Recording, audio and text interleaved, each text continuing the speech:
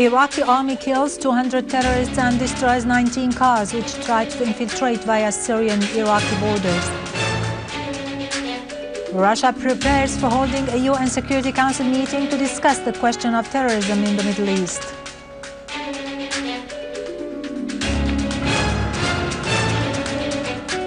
About 50 people are released from Hom's central prison in implementation of the presidential amnesty decree.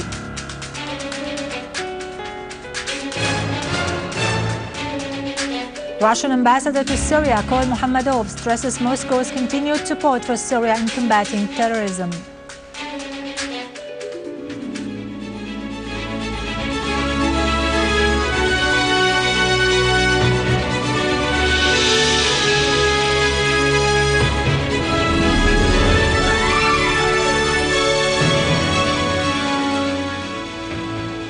Good afternoon, ladies and gentlemen. This is Irado Kikorian with the news in English.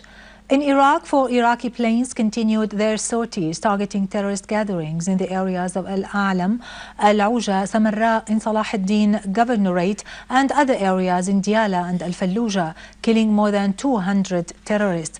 The Iraqi army, supported by air forces, continued to advance, inflicting heavy losses on the terrorists of the Islamic State in Iraq and Ash-Sham. Iranian President Hassan Rouhani affirmed that there was no other choice before the states of the region other than combating terrorism, expressing his country's readiness to help Iraq according to international law. In a press conference he held on the occasion of the elapse of 1 year following his winning of the presidential elections, Rouhani said that the Iraqi people are capable to eliminate terrorism, referring that terrorist groups have been receiving support from some regional and western states. In turn, Iranian Foreign Minister Mohammad Jawad Zarif warned against the spread of terrorism in the region. During a telephone call with the UN Secretary General Ban Ki-moon, Zarif referred to the responsibility of the UN with regard to offering serious support for the Iraqi people and government to combat terrorism.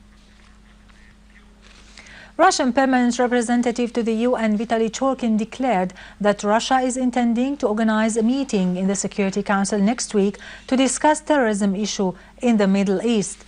Churkin said after the meeting of the Security Council concerning the Iraqi situation that the war against terrorism is not over yet and the terrorists are still fighting as their activities are increasing. He added that the participants in the meeting posed the possible regional repercussions issue after the latest Iraqi developments. Concerning the Iraqi crisis, Churkin called to look in the events of 2003 when the United States invaded Iraq. Vatican Pope Francis I expressed his deep concern regarding the progress of what is called the Islamic State of Iraq and Ash-Sham in Iraq, stressing his support to the Iraqi people in facing terrorism.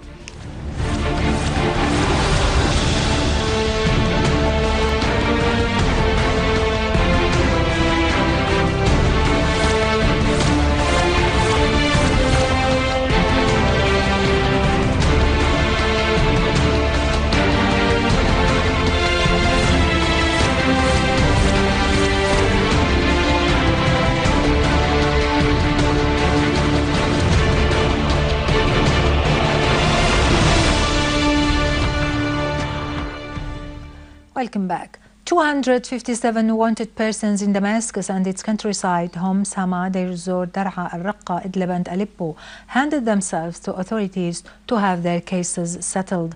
In Homs, in implementation to the Amnesty Decree number 22, 50 persons were released from the central prison.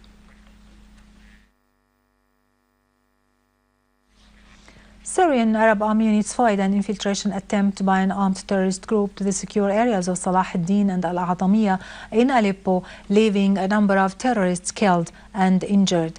In Lattakia northern countryside, Syrian Arab Army units continue in chasing terrorists and tighten control over the points of 714, 767 and 803, as these points are controlling the road of Al-Furulluq Kasab after eliminating great numbers of terrorists. In Daraa, Syrian Arab Army units thwarted the terrorist group's infiltration attempt from Al-Bajabija neighborhood towards the north of the technical school in Al-Manshiyah neighborhood in Daraa al-Balad, as the Syrian Arab Army units eliminated a number of terrorists and wounded others.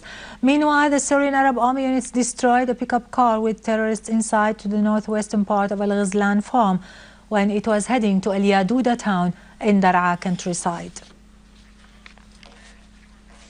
The Independent newspaper published an article by Robert Fisk, who said that Saudi Arabia was behind the foundation of the Taliban movement, pointing out that 15 out of the 19 terrorists who carried out the September 11th attacks were Saudis.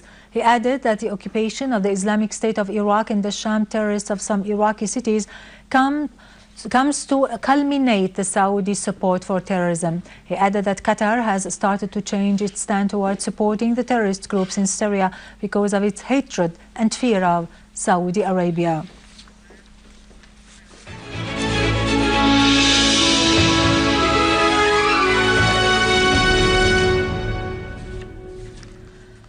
Finally, on the occasion of Russia's National Day, Russian ambassador in Damascus, Azmatullah Kol Muhammadov, held a reception ceremony at the Maroz Hotel in Damascus. The Russian ambassador said that the determination of Syria, Russia and a large number of other countries to pursue an independent policy, defend the main principles of the international law and refuse interference in the other states' internal affairs, raise other parties' attempts to expand their geopolitical control and to directly come close to the Russian borders.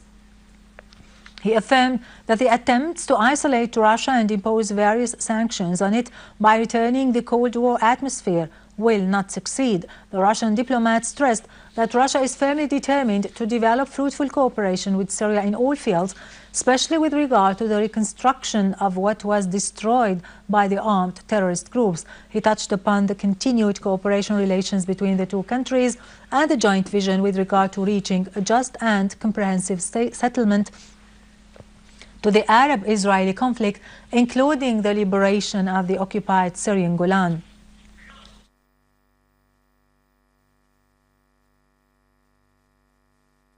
Muhammadov stressed that Russia is greatly interested in expanding the experience of national reconciliations and implementing the presidential amnesty decree. He added that halting all forms of external support for the armed terrorist groups operating in Syria is considered a precondition for the success of the efforts being exerted for reaching a peaceful solution to the crisis in Syria, referring to the great support of Syrian people for the options chosen by the Syrian leadership for resolving the crisis.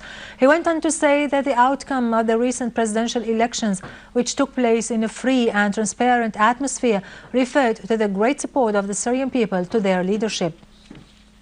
Senior Syrian officials who attended the reception expressed appreciation for the Russian honorable stances towards Syria and its role in defending human rights and developing cultural, economic and social relations between the two countries.